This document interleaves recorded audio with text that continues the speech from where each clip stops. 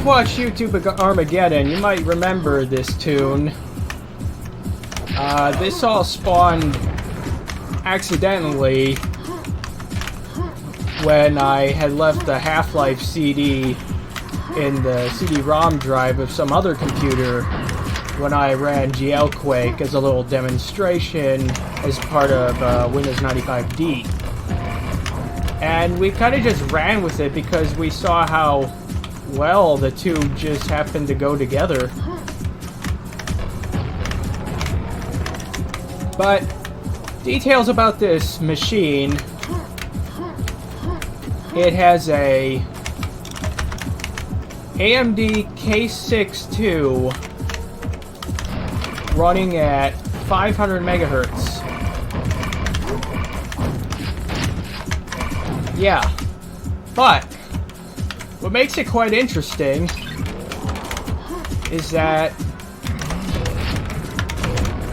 this K6-2 is running on an Intel 430TX motherboard, a very late era one from early 1998.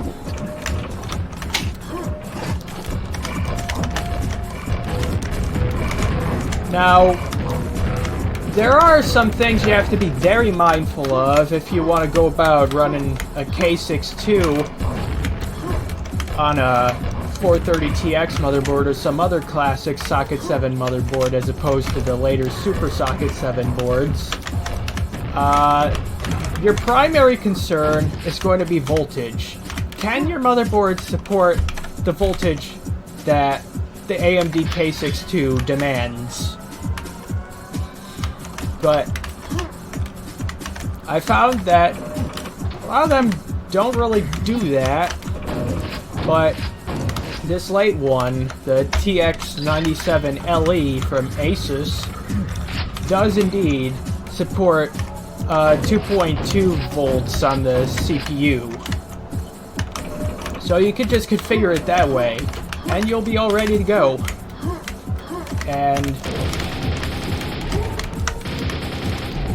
I had previously heard that the fastest possible Socket 7, classic Socket 7 CPU you could load onto a system was one that ran at 400 megahertz.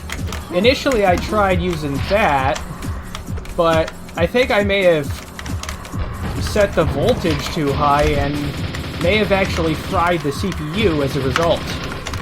So I used my spare 450 megahertz CPU, which I had previously used in a Super Socket 7 board, and it turns out that by setting the jumpers in a particular way, it will actually operate at 500 megahertz on a classic Socket 7 board.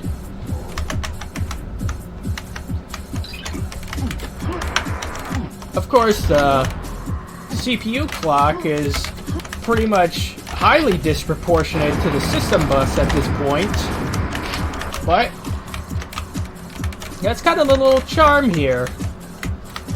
You can really extend the lifespan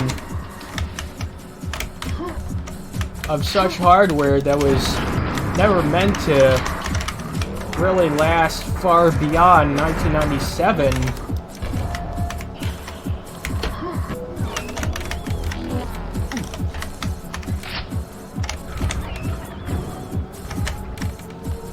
Also at play was an Nvidia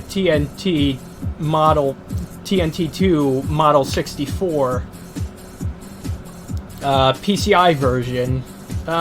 Pretty low-end graphics card, but it has some pretty rock-solid Direct3D and OpenGL support. So, that's it for that machine. On to the next.